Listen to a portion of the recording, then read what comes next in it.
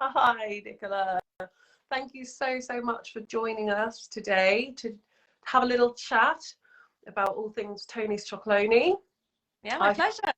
I, for one, love it. It's a hit in our household, and actually it's super, super good quality chocolate that everyone, like I said, loves. There's a taste for everybody, and I think it can always be a bit I don't know, daunting's a bit of an overreaction when we're talking maybe about chocolate, but people are quite specific with their chocolate taste, aren't they?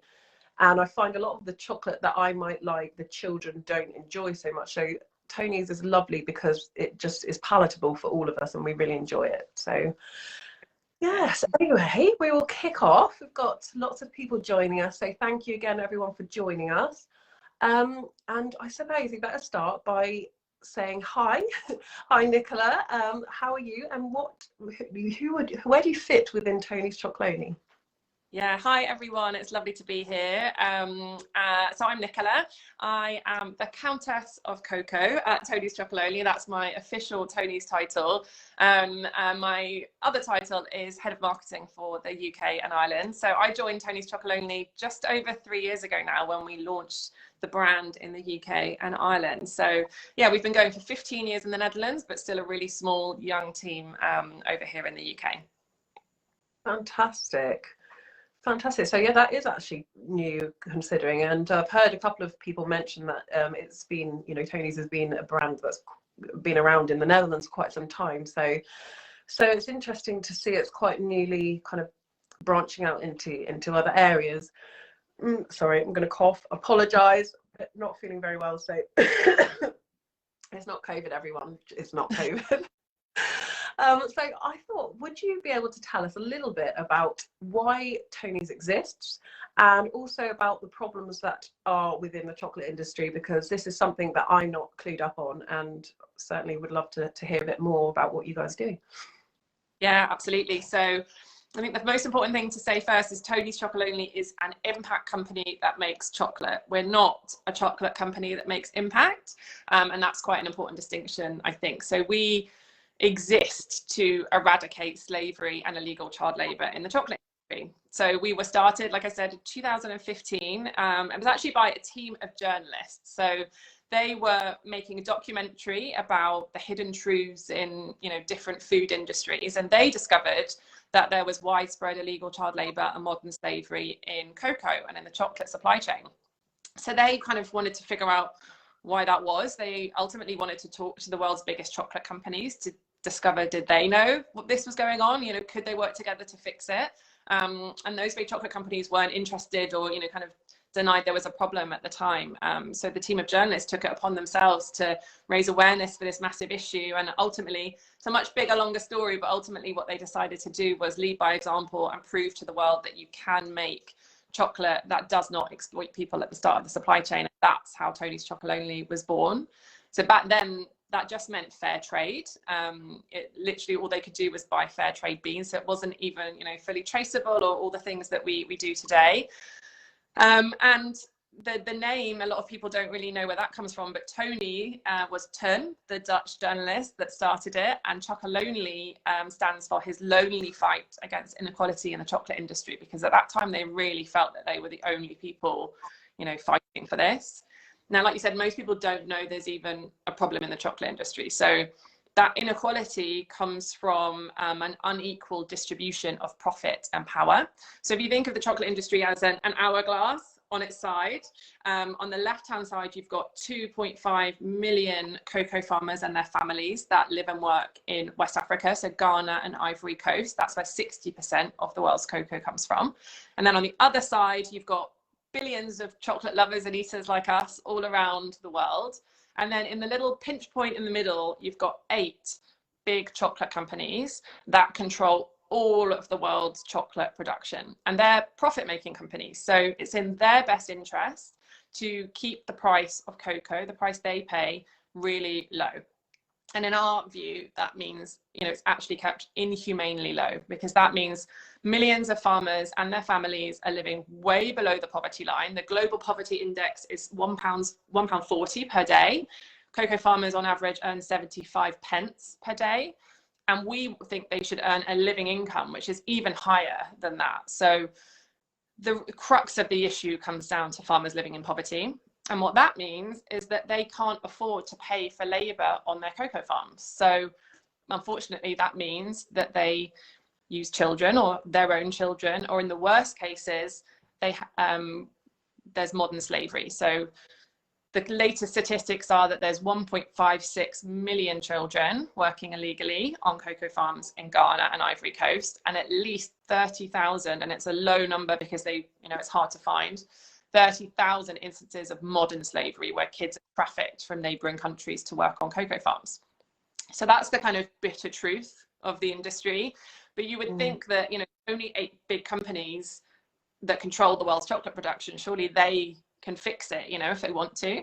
And that's exactly what 2 senators back in 2001 thought too. So they were called Harkin and Engel, and they lobbied for all these chocolate companies to change the industry. And ultimately, they all signed the Harkin-Engel Protocol, which was a non-binding agreement, but they signed on behalf of themselves as CEOs and MDs and of these chocolate companies and of their companies to say, we will eradicate illegal labor from our supply chains by 2005.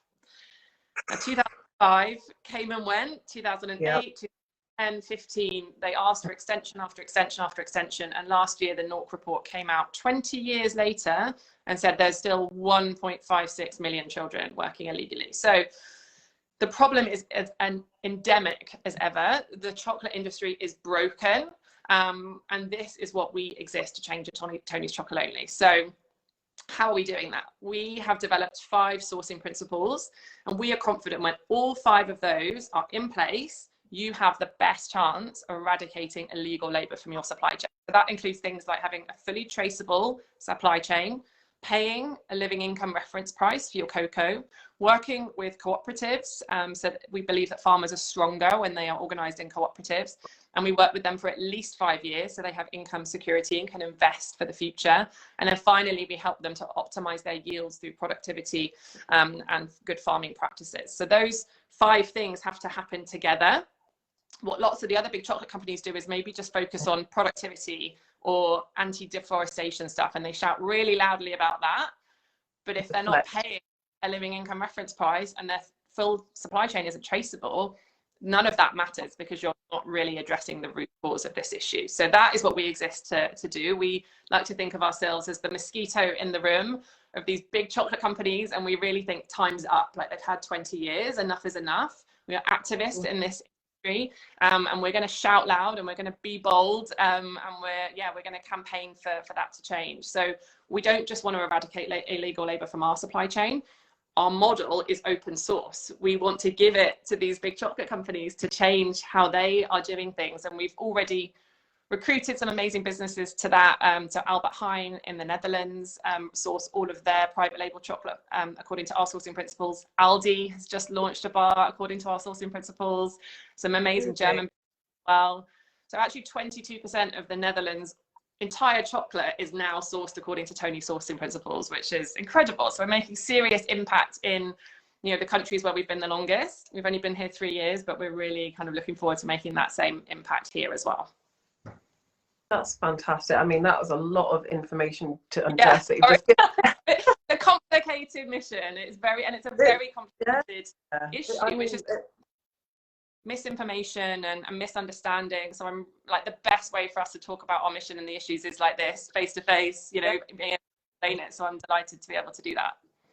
Yeah, I feel like I've genuinely gone on a bit of an emotional roller coaster there. I have to say, I start with fantastic. I mean, I did not know that Tony's was started or founded by journalists. That's absolute news to me. So that's fantastic. And I think actually with that at its core, it's not chocolatiers, looking to maybe make a profit or whatnot. I think as journalists are going into it and they've seen it and been in the heart of it and seen the heartache that's going on, then I think it actually has, it just changes my opinion on, I suppose, the core of the brand, because it's a whole nother level, which I didn't realize. So yeah, thanks for letting me know that. And gosh, the mind boggles as to the amount of I feel like, you know, West Africa hit hard years and years and years. I was reading a little bit on your website actually about you know, comparisons between, you know, slavery past, the transatlantic slave trade, but actually how it's kind of essentially just evolved, and it's the constant stripping West Africa of its resources, and oh gosh, it's distressing to hear. And you know, it does actually put a bitter taste in my mouth that I've grown up eating all kinds of chocolate brands and not knowing that. And especially, like, you know, me with my heritage personally, you know, I am way back of West African descent, and you know, my ancestors have been enslaved, some of and so yeah, it just seems to me like very bizarre feeling to know that I've actually been supporting that in a modern day principle. Is not what I want to, you know, not where I want to be at all. So yeah, anyway, like I said, thank you for all that information. It's really fascinating and fantastic to hear about how you've you know, as a company have been trying to tackle these issues, and also to hear about the positivity within the fact that you've started to make others implement your sourcing principles, and especially Aldi, because you know, I feel like there's an Aldi down the road, so it's handy, you know, that I can source Tony's everywhere too. But you know, the more people who you know, adapt your sourcing principles, the better for everybody involved. So that's really positive. So I just have a look at my little list of questions. So obviously you've discussed about how your work is helping to prevent it and other such things, but I wondered if you could talk to us a little bit more about obviously the illegal child labour.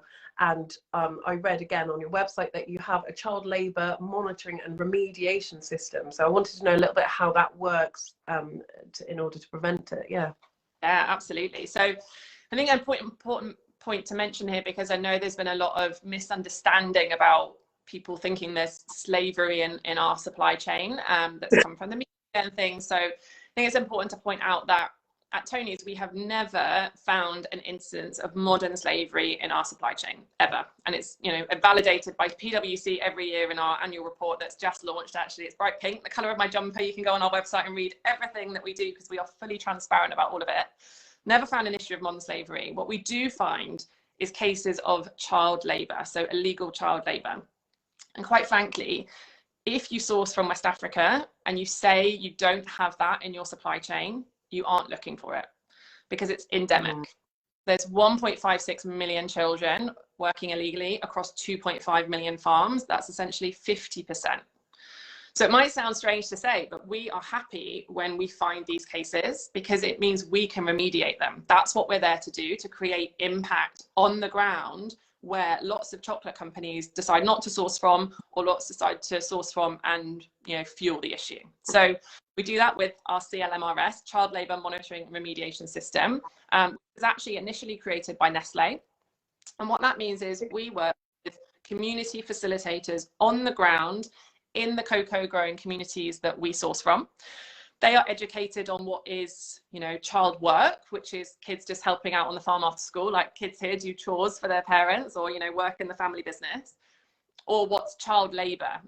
So they know what's right and what's not right, and they identify it, because they're there in the communities and people trust them and they don't feel like they have to hide it. We're not there to make people feel uncomfortable, or that they're going to get in trouble. It's really important that they feel comfortable to let us know when that's happening, so we can help fix it.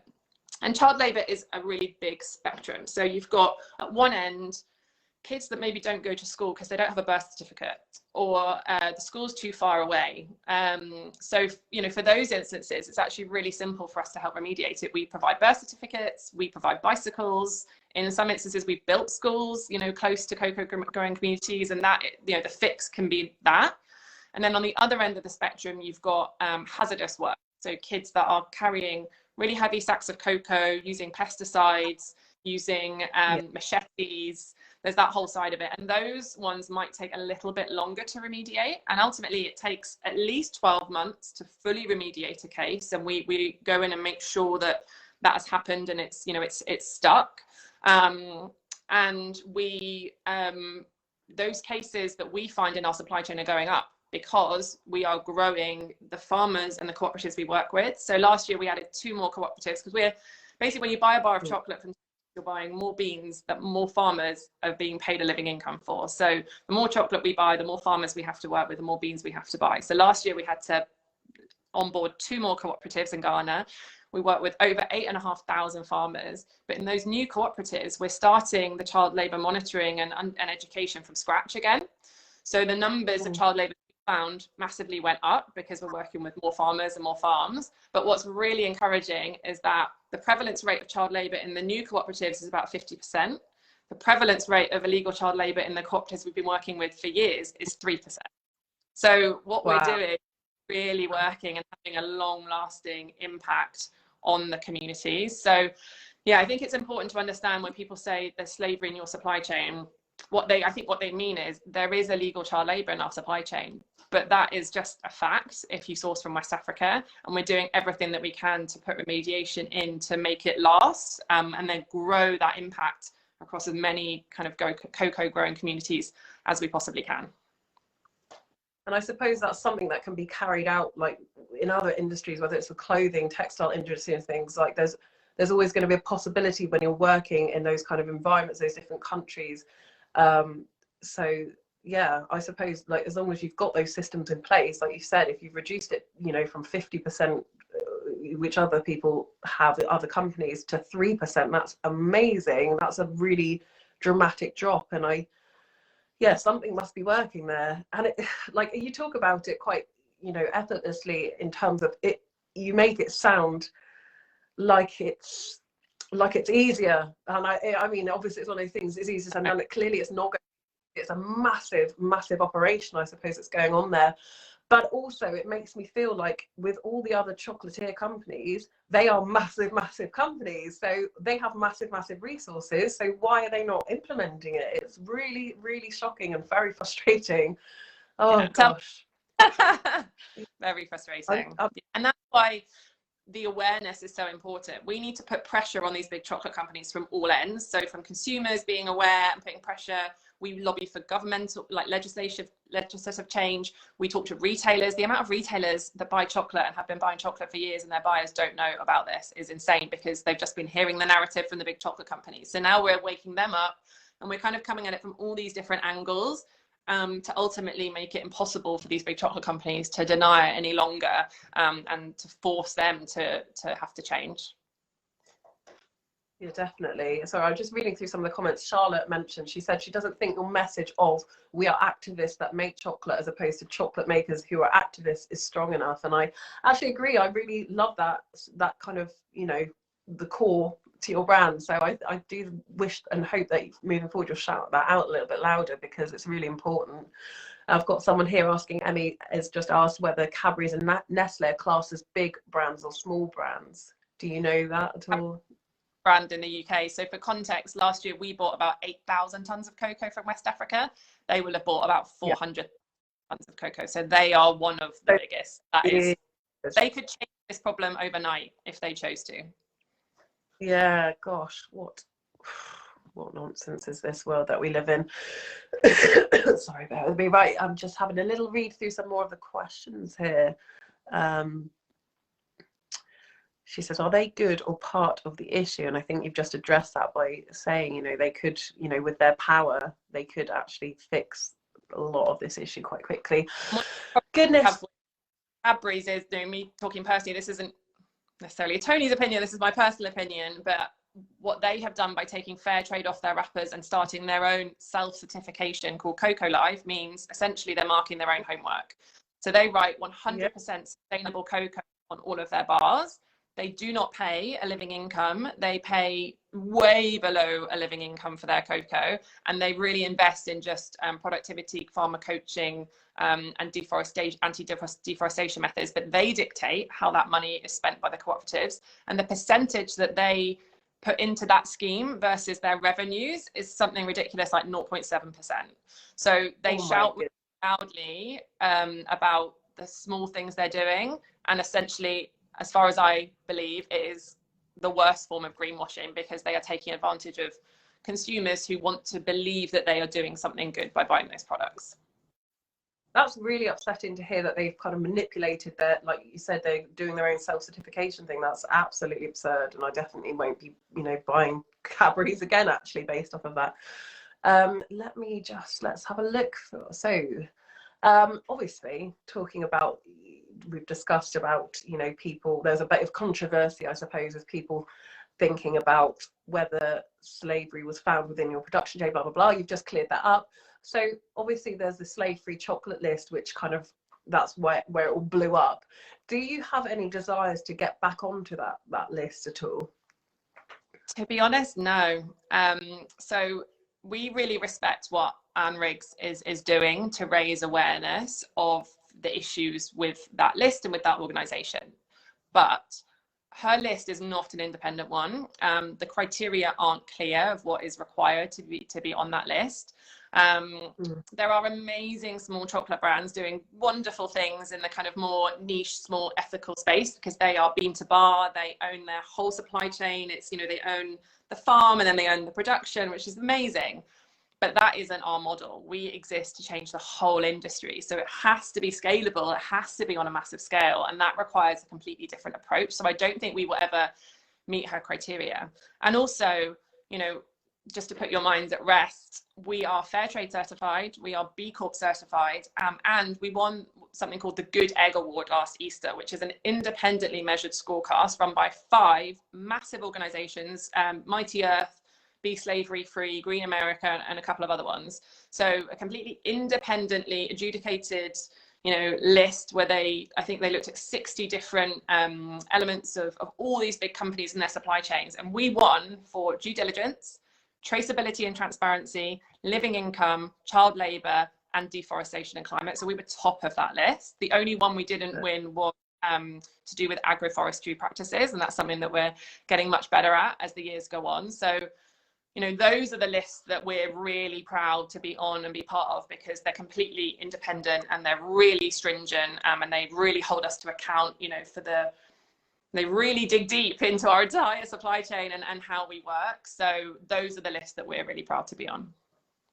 Fair enough. Like I said, I think obviously you mentioned there that on the slave-free chocolate list, it's a lot of smaller companies that are, you know, they are, yeah, doing it not for themselves, obviously, because they are trying to make it better for the people involved. But I suppose, like you said, you as your business model is different to theirs, because you're trying to implement change across the whole chocolate industry. So I suppose it's a kind of a different ball game in that respect. So yeah, okay.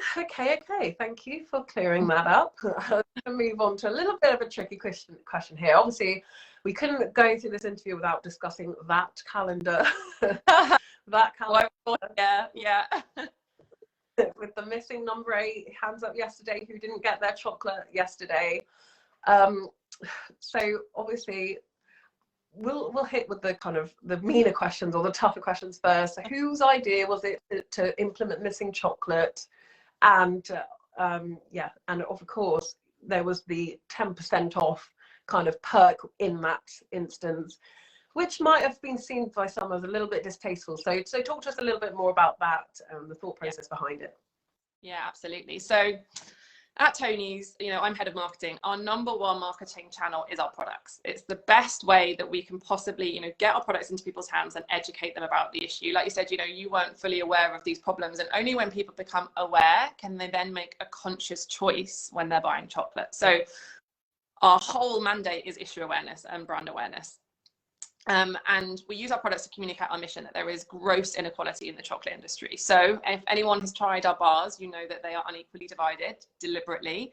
Someone, you know, they cannot be shared equally. Somebody always gets the small corner bit, someone always gets the big Tony's piece. I know that causes a lot of fight around the family dinner table, but it's by design and it gets people talking, and it really has been the number 1 way for us to grow awareness, which is incredible. And now we try and, you know, as we grow and create other products, we have to think of, you know, how do we communicate the mission through those as well. So with our countdown calendar, there's 24 windows, there's 25 chocolates, and we decided to have 1 missing tiny in one of the doors, followed by 2 chocolates the next one. Spoiler, if you haven't opened today's number 9 already, there's 2 in there, and there's also 2 in another one of them. So the intention was, and what we thought would happen, was that people would open the window, find the missing chocolate, contact us, ask what was going on, and we would, you know, like I'm doing now, be able to have an open conversation as to why that happened.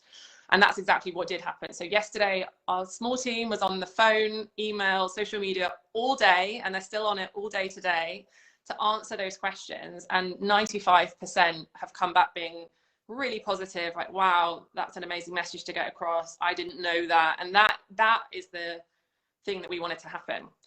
But I think we were probably too optimistic in thinking that would be the case for everybody. And we definitely did not consider how distressing it would be for children. To be completely honest, we don't market Tony's to children. We're an unhealthy product. It's a rule in our company, no child marketing. We don't give samples to children. We don't have children in our advertising. We don't do Easter egg hunts like some other big chocolate companies do. It's fully targeted at adults, but we understand obviously adults give their kids chocolate, and that's completely up to them. We didn't really understand that there would be so many of these calendars. They're £13, they're premium, you know, they're very expensive. We didn't expect so many to be given to children, but that I think was very naive on our part. And the bit that I'm most kind of disappointed in ourselves about is that we absolutely didn't consider neurodiversity. I don't personally have experience with that. So it was a complete unconscious bias of mine, and I'm actually so grateful for this experience over the last 2 weeks that unconscious bias is now a conscious one, and something I'm personally very aware of and want to educate myself on. And our small team, you know, our MPD team in the Netherlands and our team here in the UK feel exactly the same way. So we definitely did not consider the potential negative consequences, and it was absolutely never our intention to cause distress or upset or disappointment or confusion for anybody. We wanted to have a little bit of a surprise factor that turned into a learning moment, and that was truly the intention. I completely understand the feedback on the discount code. In hindsight, that also was an error. It was meant to soften the blow, but actually people have perceived it as a kind of more cheap sales tactic, and that absolutely wasn't our intention. So honestly, like, we have taken all of this feedback on board. We really take it seriously. We really take it to heart. We are not perfect by any means, but the only way we can grow is by taking this feedback on board from people. And that's why we write our annual report every year. We put everything down in that, the facts, the figures, the good, the bad, you know, everything in there, so people can see it all laid bare. They can come to and give us feedback. They can critique us. That's the only way that we can learn. So yeah, all I can do is apologize to the people that we might have caused an issue for, and we need to kind of think about how we involve customers and retailers maybe more in the future ahead of time to get their feedback. Maybe it's focus groups or something like that, because the feedback that we've had is actually, if we worked with some of our favorite resellers to begin with, they might have been able to help us communicate this in an even better way. So I think that's definitely something to do in the future. Amazing. You've touched on my next question, which was about like your target audience, I suppose, and actually that's quite interesting to me, and maybe one that potentially you guys might review in the future, because you mentioned that your products aren't targeted at children, and obviously you don't market towards children because it's unhealthy, but surely chocolate in moderation is does pose health benefits, and not only that, but as you know, a mother, you know, when you want to provide your children with, you know, sweet treats, you want to be providing them with things, you know, products that are going to be, you know, ethical, don't you? So actually I feel like you kind of maybe shoot yourself in the foot a bit by you know, not necessarily the marketing and targeting towards children, but to kind of disregard them as you know, part of your audience. I suppose it seems a bit of a shame, because you know, we want our children to have the same opinion and know the worth of, you know, what they're consuming. I don't know, I'm not necessarily conveying my message very clearly here, but I completely understand what you're saying. I think for us, you know, there's a massive obesity crisis globally, and it just doesn't feel right to us to deliberately target children with such an unhealthy product. But we absolutely, you know, we want to leave that power within the parents', you know, decision to decide whether their kids have chocolate. My nephew has chocolate all the time. Like, we don't think kids shouldn't have chocolate, but we do not think it's ethical and responsible for us to advertise and target and fuel that consumption, if that makes sense. Yeah, yeah. Yeah, I do get it. I'm a bit on the fence with that one. I'm not going to lie, because I feel like children will I think children will always eat chocolate. You are so right. There is an obesity crisis. However, like you said, it's about that parental choice, and also it can be consumed in a a health beneficial way. Whatever, it can be consumed in moderation. So actually, I think that I would personally like to see, it. I don't know. It's difficult if you don't want to promote it directly to children. Range that's suitable for children at least, or something. I don't know. Drop one comment if you feel the same. Is we get a lot of requests for educational materials for schools, because they all talk about a lot of them talk about fair trade, and actually what we have found is when parents tell their kids about kids working in the chocolate industry on cocoa farms to make their chocolate, that really resonates with a certain age group, and they feel that really powerfully. And my cousins are the same, and they talk to me about it. So I absolutely think there is something where kids should be educated about this stuff in the right way, but I still don't feel like Tony's should ever kind of be fueling the consumption or the purchase pressure power from kids on chocolate. But I definitely think there's an educational piece there. Absolutely. Okay, well, we will see what happens in the future with that.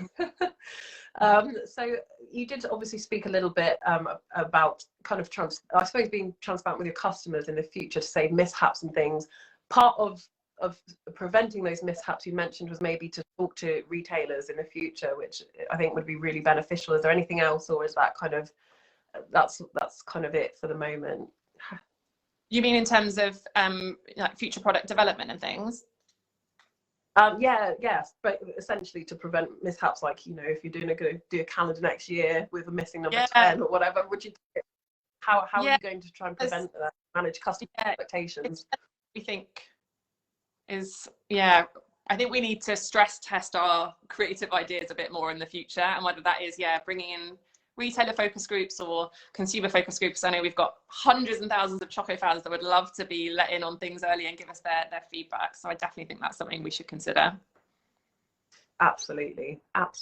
Well, okay, so let's move on to what we can do as consumers to try and stop the illegal child labor and modern slavery. Like how does our shopping behaviors affect this, and how can we help to put a stop to it? Yeah, really great question. And it's so hard as a shopper, isn't it, to feel like you want to make positive choices all the time, but it's really hard because there's just so much misinformation out there. Like we talked about, there's so much greenwashing, and I personally feel that if we all just try to do a little bit better a bit more of the time, like that power is really important. But to not beat ourselves up if not everything that we buy is sustainable or ethical or whatever, because it's not easy to do that. I think in the chocolate industry, we're here to raise issue awareness. So now everybody here who watches this will know, the bitter truth to the chocolate industry, and that there are alternatives that you can buy. Looking for fair trade is a great start, because there's a certain level of due diligence that has been done. And we always just say at Tony's, share our chocolate, share our story. We want our chocolate to be the means to raising issue awareness. It's not the goal. Selling chocolate isn't the goal for us.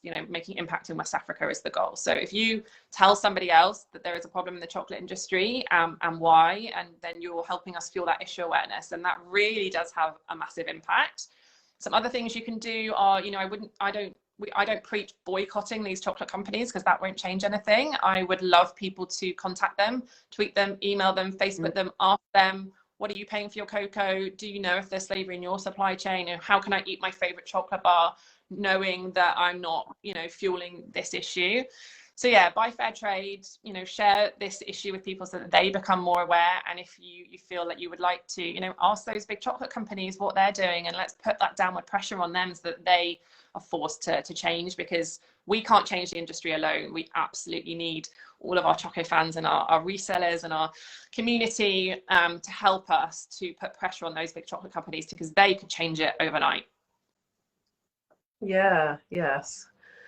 So more kind of proactivity about talking to the brands themselves and reaching out to them, and I suppose also trying to just be informed as a customer anyway, doing a little bit more reading, which I've learnt myself, you know, after having a look through your website. I've learned a great deal, actually. So the information is out there if you look for it, and it's obviously not just in the chocolate industry. There's plenty other issues out there which all need looking at. So yeah, it's just taking the time to read and understand and learn and do better. And it also is and to I just think that it shouldn't be on the consumer, like it should be on us to have to do all that work to choose more responsibly. It's, you know, we just don't have the time in the day to research every single product. So that, you know, we're lobbying for legislation. It has to come top down from these big organizations so that we can trust the things that we're buying, trust the green marks, you know, the things that are on chocolate. And that's what we try and do. We try and make buying more responsibly more accessible to more people, because we think that choice to change the chocolate industry and to buy responsibly should be an easy one. And that's what we try to do as a chocolate brand. Yeah, so basically we need to sign a petition, start a petition, sign a petition, and make that change happen from the top. Because yeah, like you said, it really shouldn't be down to consumers. Gosh, it's so frustrating with these big companies that are just making so much profit and they just don't do the right thing. It's not a new thing, I know that, but it's just doesn't make it any easier to kind of like swallow, does it, when you hear about it? So I feel like we've come to the last question. I will open up the floor and see if there's any customers that have got, or watchers, viewers have got any questions. But yeah, I thought we'd leave a nice light-hearted note. So wondering what your future plans are. Do you have anything new in the pipeline? Or, you know, that could be within your work that you're doing, or maybe some new flavors. How's it going? What's up with the future of Tony's? We've got big plans for the UK and Ireland. You know, ultimately we want to become a top 5 chocolate brand by 2025, because that means we are credible in the industry. We've got a seat at the table. We can't be kind of denied anymore. And that means, you know, Tony's being available in more places for people to buy from. We just launched in Tesco this year, which was incredible, because it just means more people can buy our products, see our products, will grow, you know, throughout the whole UK. We've got more products coming, more flavors launching in spring next year. We've got an impact campaign with 3 limited edition products on its way as well. So yeah, there's lots of big impact campaigns, lots of mission building, lots of MPD. Yeah, we're just, the sky's the limit. So excited to grow this brand, you know, thanks to all of your customers and you guys as well for supporting. You're really helping us to change the industry, so we really appreciate it. That's amazing. Is there anything that is, can you give us a little inkling of any of the new flavors? Go on. Oh, okay, I will give you hot off the press, like, insider info. We are launching a new vegan bar next spring, because that has been something lots of people have been asking for. They want something that's more vegan friendly. So yeah, that's coming in spring. Don't tell anyone. That would be very, very amazing. So quickly, guys, because you've sat so patiently and wonderfully. Are there any questions? I know we've covered a lot. If you've got any questions, quickly write them down below. Have a little read through. Maybe Nicola might see if there's some too that she might want to jump on. But I know that we have a lot of ground. Let's have a little scroll. Quite hard to see the comments, isn't it? Yeah. Sorry, we're trying to do this on our phone. We did try to get this to work on the computers, but it was not playing ball. Right, how do we? It says, how do we find out the ethical or non-ethical practices of other companies? What do we need to search or ask about? And that's from Moira Fisher. Good question. You know, and it's really hard because they're not going to tell you about it. They're going to tell you the good stuff that they're doing, but they're going to cover up the stuff that they're not doing. Or, you know, they say things like traceable supply chain, but actually it's traceable for 20% of their supply chain. So it's really hard to find that. There are lists out there of, you know, brands that are more responsible and ethical that you can kind of look at. But I think it's safe to say that any of those big chocolate companies that source from West Africa, which is all the big ones that you would think of, currently aren't doing enough. Because if they were doing enough, the problem wouldn't be there. Yeah. So, you know, you mentioned a couple of your certifications. So I suppose looking on their websites, what were their names again? And they would probably bring up a list of companies that are trustworthy. So we're Fair Trade certified. So Fair Trade is always a good one to look for. B Corp is businesses that put profit on the same line as purpose and planet. I don't know if I think there might be another couple of chocolate brands that are certified that, and also ones that don't source from West Africa. So there's a lot of chocolate bars that source from South America, where the problem just isn't as prevalent. But buying from companies that do source from West Africa but are doing the right thing, like Divine is another great one. Yeah, those are all ones where you're making a positive impact in West Africa where the problem is. Yeah, that's really, really useful tips. Amazing. Sorry, just reading another question here. I read the Ethical Consumer magazine, who give a good insight into ethical and green practices with companies and industries, but I'm sure there are other ways too. This is just what I read. That was a comment regarding something we were discussing earlier. That's always useful to know. Oh goodness me. Well, what I might do, because it's tricky on. No, not at all. What I might do is I'll if there's any other questions that I've missed, maybe I could send them in an email, and we can obviously communicate those at a later date, because it's a little bit tricky trying to do it on the phone, and I appreciate that I'm taking valuable time out of your day, and it's very busy for you at the moment. So yeah, thank you so much. Answer everything that you guys had questions on, and thanks for the opportunity to talk to you all. I really appreciate it, and just hope everybody has a lovely, safe, festive season, and thanks for having me. Thank you, and you guys too. Thank you so much for taking the time to do this, and hopefully we can, like, you know, make this maybe a bit more regularly, and like when you've got new news, and next year when certain different things are happening, maybe we could come on and discuss that too, because it's always really useful to know. So thank you for taking the time, thank you for sharing this information, and we will wish you well and good festive season. Yeah, you guys too. Take care, have a good day. Thank you. Bye everyone. Bye.